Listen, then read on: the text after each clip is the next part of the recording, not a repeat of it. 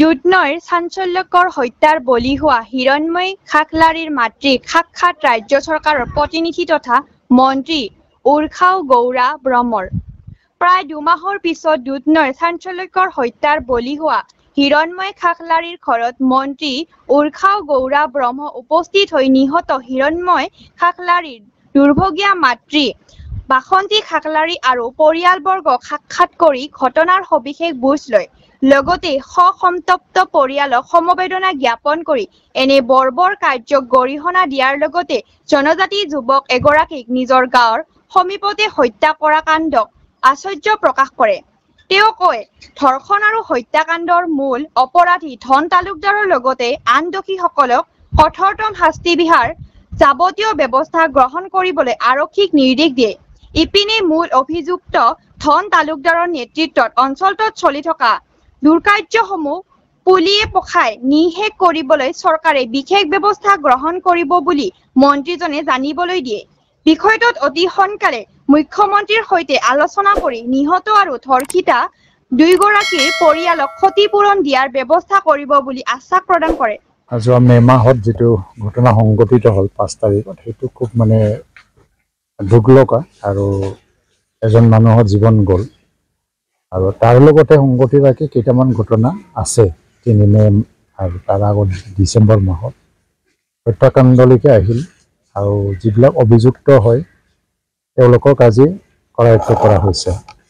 আজি মই অসম চৰকাৰৰ হৈ পেলাই আজি ঘৰত খবৰ ল'ব আহিছোঁ আৰু যিখিনি খবৰ পাইছোঁ যে এইবোৰ মানুহে এবাৰেই নহয় বাৰে বাৰে ক্ৰাইম কৰি আছে আৰু ক্ৰিমিনেল বেকগ্ৰাউণ্ডৰ হয়।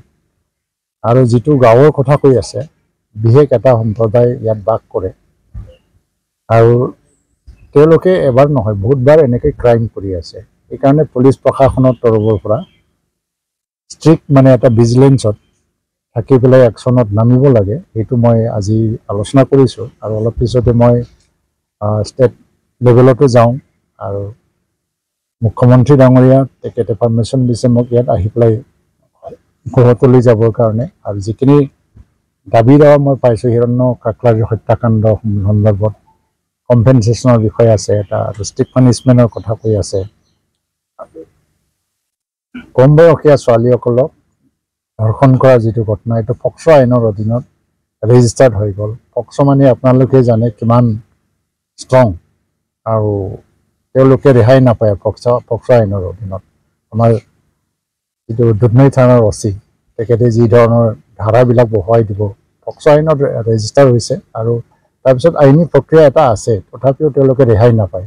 তো এই ক্ৰিমিনেল যিজন মানুহ হিৰণ্য খাখলাৰীক হত্যা কৰিলে, এই মানুহ যাতে কোনো কাৰণতে ৰেহাই নাপায়, তাক মানে কঠোৰৰ পৰা কঠোৰতম যিটো শাস্তি সেইটো প্ৰদান কৰিবৰ কাৰণে ৰাজ্য চৰকাৰে ব্যৱস্থা ল'ব।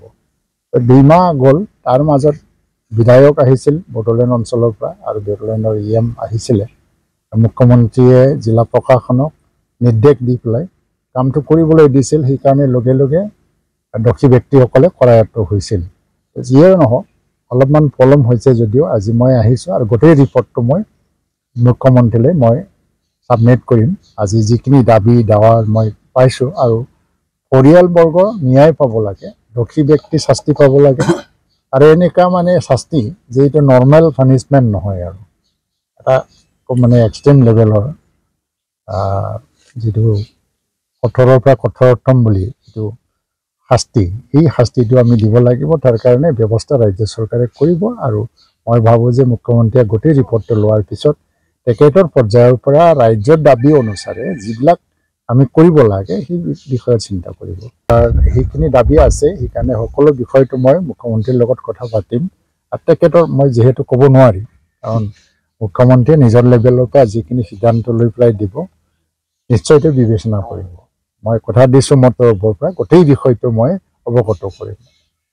আৰু মোৰ চিন্তা হৈছে যে অসমত এই 1-1.5 মাহৰ ভিতৰত এই ধৰণৰ ঘটনাবিলাক প্ৰায় ঘটি আছে চাৰিওদিশে। ফকীৰাগ্ৰামত এনেকুৱা ধৰণৰ ঘটনা ঘটি গ'ল, মাজবাটত ঘটি গ'ল, আজি দুধনৈত 2 মাহ আগত ঘটিছে।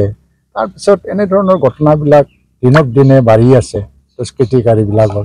আজি 2021 চনত যেতিয়া আমি প্ৰথম চৰকাৰত আহিছিল ডক্টৰ হিমন্ত বিশ্ব শৰ্মাৰ নেতৃত্বত তেতিয়া ড্ৰাগছ আৰু ক্ৰাইম আৰু ৰেপ ইনচিডেণ্ট যি হাৰত মানে হ'বলৈ গৈ আছিল তেতিয়া চৰকাৰ বহুত কঠোৰ হ'ব লগা হৈছিল আৰু লাহে লাহে যোৱা এক বছৰত অসমত এনেকুৱা পৰিৱেশটো প্ৰায় নাইকিয়া হৈ গৈছিল আৰু চৰকাৰেও শিথিল হৈ গৈছিল চৰকাৰে ভাবিছিলে যে এটা ভাল পৰিৱেশ আহি গৈছে আকৌ যদি এনেকুৱা হ'ব বা এনেকৈ যদি হৈ যায় থাকে চৰকাৰটো বহি থাকিব নোৱাৰে চৰকাৰক এই দুষ্কৃতিকাৰীসকললৈ মই কোন চক্ৰ জড়িত আছে তেওঁলোকে সাৱধান হোৱা ভাল আৰু চৰকাৰক এনেকুৱা পৰ্যায়লৈকে ঠেলি দিয়াটো ঠিক নহয় য'ত মানে গভমেণ্টে এই দুষ্কৃতিকাৰীসকলৰ বিৰুদ্ধে এটা স্পেচিয়েল অপাৰেশ্যনত যাতে নামিব লগা নহয় বা নামিব লগা যদি হয় তেতিয়া পৰিণাম দুষ্কৃতিকাৰীসকলৰ যি চক্ৰই জড়িত নহওক এই পৰিণামটো খুব মানে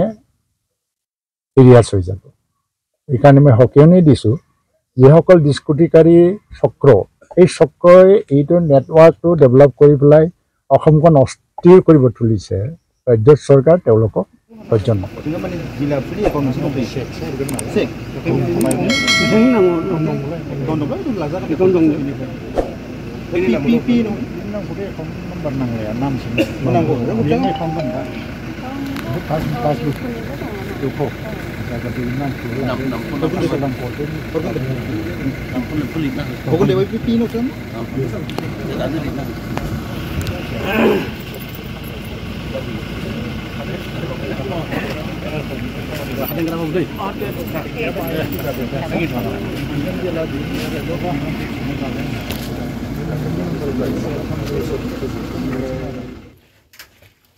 যিখিনি দাবী কৰে ছাত্ৰ সংগঠননিफ्राय बिथांमोना फोरानालाय जोङो दाबिखौ लानानै दिनै नङाबा गाबोननो आङो चिफ मिनिस्टारजों रायज्लायगोन